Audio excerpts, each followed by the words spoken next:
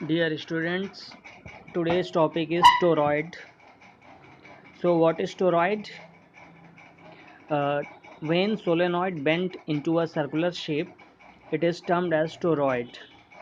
Okay, it minimizes the air gap and magnetic field produced inside it get locked and knocked leaked outside. Okay, इसका ये मतलब है कि जो solenoid होता है जो सोलेनॉइड होता है, आप क्या करिए, आप उसी को ही सर्कुलर फॉर्म में अगर आप उसको बेंट कर दे रहे हैं, ठीक है, सर्कुलर फॉर्म में अगर आप सोलेनॉइड को, जैसे कि ये आपका सोलेनॉइड है, ठीक है, आपने क्या किया, आपने इसको इन दोनों एंड्स को मिला दिया, ठीक है, इन दोनों एंड्स को ऐसे ऐसे मिला दिया, तो ये जो है आपका, ठीक, ये जो बन गया ये आपका टोरॉइड है। बस समझ में आ गई, ये क्या है, ये टोरॉइड है। ठीक, ये इस तरीके का है। तो इसका एडवांटेज क्या है, इसका एक तो एडवांटेज है कि बीच का जो एयर गैप था उस एयर गैप को मिनिमाइज़ कर देता है, ठीक है, जिससे कि जो मैग्नेटिक फील्ड, ये इसके अंदर जो भी मैग्नेटिक फील्ड थी सोलेनॉइड के अंदर, वो बाहर लीक नहीं होती, लीक आउट नहीं होती, ठीक है, वो अंदर ही लॉक्ड हो जाती है। मतलब हमको बिल्कुल यूनिफॉर्म मैग्नेटिक फील्ड मिल जाती है और लीक नहीं होती। लीक का मतलब वो कम नहीं होगी, वो कंटिन्यूस जो भी वैल्यू है वही वैल्यू मेंटेन रहेगी, ठीक है, और इफ़िशियंसी भी इसकी इंक्रीज़ कर जाती है। तो ये टोरॉइड का एडवांटेज है। और आजकल हम लोग जो है जैसे टोरॉइडल ट्रांसफार्मर भी यूज़ कर रहे हैं। तो ट्रांसफार्मर जो यूज़ कर रहा हूँ उसका रीज़न, ट्रांसफार्मर में टोरॉइड यूज़ कर रहा हूँ उसका रीज़न यही है कि जो मैग्नेटिक फील्ड हमको मिलेगी वो कंटिन्यूस सेम थ्रू आउट मिलेगी, लीक नहीं होगी, और इससे हमारी इफ़िशियंसी क्या हो जाएगी, बढ़ जाएगी, ठीक है। अब देखिए, अब हम लोग बात करते हैं मैग्नेटिक फील्ड ऑफ टोरॉइड। तो मैग्नेटिक फील्ड ऑफ टोरॉइड के लिए हमें क्या करना है कि एक आपको सबसे पहले तो आपके पास टोरॉइड होना चाहिए। आप समझिएगा, मैं फिगर बना रहा हूँ यहाँ पे, देखो,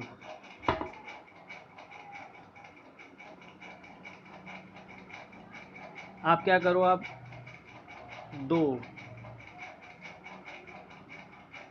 दो कॉन्सेंट्रिक सर्कल्स आप बना सकते हैं। दो कॉन्सेंट्रिक सर्कल बन गए। अब इसमें क्या करना है, ये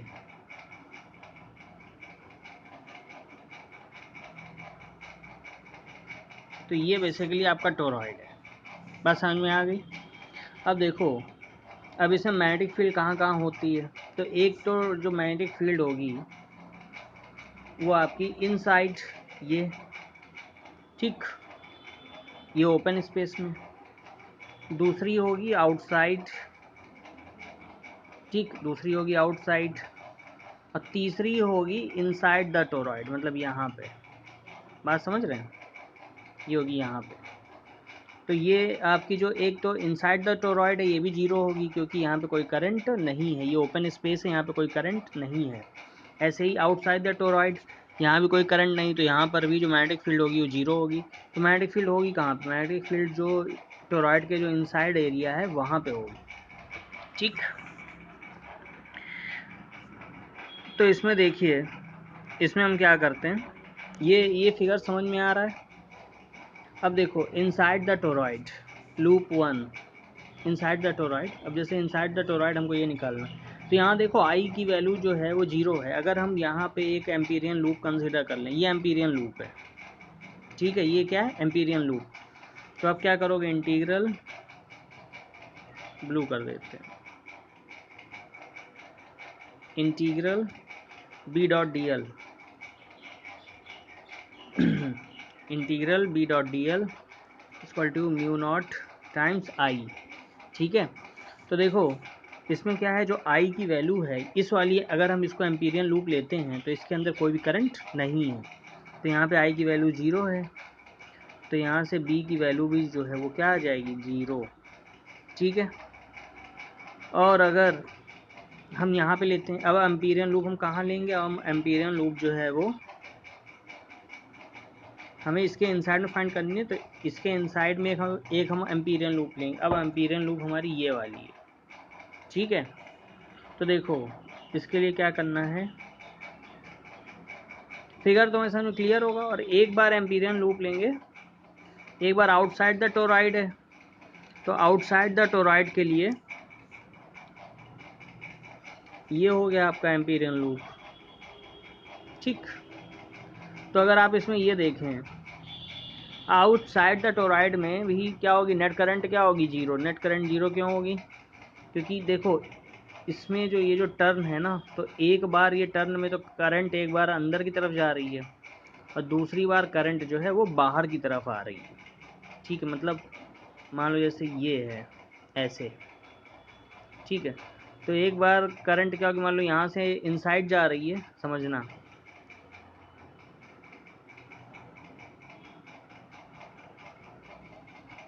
यहाँ से जो करंट है, मान लो ये फिगर आपका ऐसे है, तो यहाँ पे करंट इनसाइड है और यहाँ बाहर निकल रही, बाहर आउटसाइड है। तो नेट करंट क्या हो जाएगी, जितनी अंदर जा रही उतनी करंट बाहर आ रही, तो नेट करंट जीरो हो जाएगी। तो यहाँ पे भी नेट करंट क्या हो जाएगी, अगर हम ये वाली एम्पीरियन लूप लें, देखो इसके अंदर कुछ नहीं है, जीरो है। और इस वाले में भी, इस रीजन में भी जितनी करंट जा रही है अंदर उतनी बाहर आ रही है, यानी कि नेट करंट यहाँ पर भी जीरो हो जाएगी। तो ये वाला भी आपका जीरो आ जाएगा। अब आपका बचता है कौन वाला पोर्शन, बचता है आपका जो मिड वाला पोर्शन है, ये वाला, ठीक है। तो देखो इनसाइड द टोरॉइड तो consider loop two. Loop two का मतलब यही वाला, जो इसके जो बीच में जो है, ठीक है। मतलब लूप टू का मतलब ये वाली, ठीक। तो वही integral B dot D L equal to mu nought I. तो बी इंटीग्रल, अब इसमें लिमिट लग जाएगी 0 to 2 pi are two d l, तो ये हो जाएगा म्यू नॉट आई। और इसमें देखो n नंबर ऑफ टर्न्स हैं, तो n म्यू नॉट आई हो जाएगा, ठीक है। n म्यू नॉट आई, कैपिटल N। कैपिटल N क्या है, टोटल नंबर ऑफ टर्न्स हैं, ठीक है। तो इसकी जो वैल्यू आएगी mu naught capital N I upon 2 pi are two, ठीक। अब इसी को ही, इसको आगे हमने सॉल्व किया है, आप देखिएगा। ये तो थर्ड वाला है, आउटसाइड, आउटसाइड में जीरो है, ठीक है। आउटसाइड वाला मैंने बता दिया जीरो। तो अब जैसे इसकी वैल्यू यहाँ से आपने देखी, B equal to mu not an I upon 2 pi are two आ गई है, ठीक। अब इसको और सॉल्व करते हैं, B equal to mu not an I upon 2 pi are two. अब कैपिटल एन की वैल्यू क्या है, कैपिटल एन क्या है, टोटल नंबर ऑफ टर्न्स हैं, स्मॉल एन क्या है, number of turns per unit length. तो capital N equal to small N into l. L क्या है, लेंथ है, लेंथ ऑफ वायर, ठीक है। तो कैपिटल एन क्या होगा, स्मॉल एन इंटू एल, ठीक। तो बी की वैल्यू आप यहाँ पे एन इंटू एल लिख देंगे। तो B equal to mu not an I upon 2 pi are two आपने निकाला है। तो capital N equal to n into l, small n की वैल्यू स्मॉल एन रख देंगे और एल की जगह, क्योंकि उसी को ही आपने सर्कुलर फॉर्म में बनाया, तो वो आपका 2 पाई आर टू हो जाएगा, ठीक है। एल की वैल्यू क्या हो जाएगी, 2 पाई आर टू। तो B equal to mu nought into small N into 2 pi are two into I upon 2 pi are two. तो यहाँ से आंसर आ जाएगा B equal to mu not an I, ठीक है।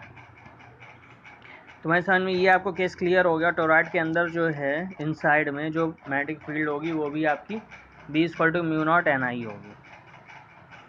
अब प्रॉब्लम वन क्या है, a solenoid of length 0.5 metre has a radius of 1 centimetre and is made up of 500 turns. It carries a current of 5 ampere. What is the magnitude of the magnetic field inside the solenoid? तो L equal to 0.5 metre है, R equal to क्या है 1 centimetre. 1 centimetre को आप metre में convert कर लीजिए, तो 1 इंटू 10⁻⁻² मीटर हो गया। कैपिटल N की वैल्यू 500 है, स्मॉल I की वैल्यू 5 एम्पियर है। B फाइंड करना है, तो B equal to mu not an I, ये लॉन्ग सोलेनॉइड का फॉर्मूला है, B equal to mu not an I, ठीक। तो लॉन्ग सोलोनाइड का केस कब कंसिडर करते हैं, जब आपका जो एल है वो बहुत ज़्यादा लार्ज हो compare to radius of the solenoid. ठीक है, तो यहाँ पे आप देख सकते हैं एल जो है वो बहुत, एल क्या है आपका 0.5 मीटर और रेडियस क्या है 1 सेंटीमीटर। तो आप खुद ही समझ में आ रहा होगा, ठीक है, कि एक वो मीटर में और एक दूसरा जो है आपका सेंटीमीटर में है। एक जो है आपका 500 सेंटीमीटर है, नहीं सॉरी 50 सेंटीमीटर है और एक आपका 1 सेंटीमीटर। ठीक है, तो ये चीज़ क्लियर हो रही होगी आपको। तो B equal to mu not an I, n की जगह आप रख देंगे capital N upon small l, ठीक, आई। तो म्यू नॉट की वैल्यू है 4 पाई इंटू 10⁻⁻7 इंटू एल की जगह रखेंगे 500,